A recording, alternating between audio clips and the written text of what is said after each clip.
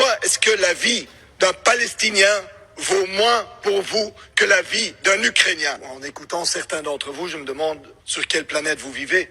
Vous avez vu les images à Jénine de familles palestiniennes, de réfugiés palestiniens les mains en l'air, quittant leur maison, quittant le camp de réfugiés par peur d'être abattus sauvagement par des forces d'occupation israéliennes. Vous les avez vues ces images-là? Ou vous en avez rien à faire?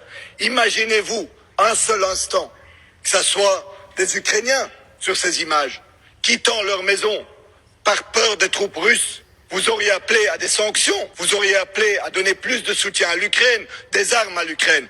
Je ne le comprends pas, je trouve que c'est inacceptable. Et ça vaut aussi pour la Commission européenne. Vous n'avez pas levé le petit doigt face à ces violations du droit international et face à ces violations, face à ces crimes de guerre. Tous les crimes de guerre doivent être punis, ne faisons pas d'exception pour Israël. Il a tout à fait raison, regardez ce deux poids deux mesures. Dites-vous que là, en 1946, c'était la Palestine. Vous vous rendez compte, regardez bien, le terrain qu'on leur a pris. La France, depuis des années jusqu'à maintenant, en Île-de-France, il y a énormément de Français nés en France. On leur retarde quoi? Le fait d'avoir un appartement. Pourquoi? Parce que les Ukrainiens sont prioritaires dans certaines villes. Je ne sais pas si vous vous rendez compte du soutien qu'ils reçoivent.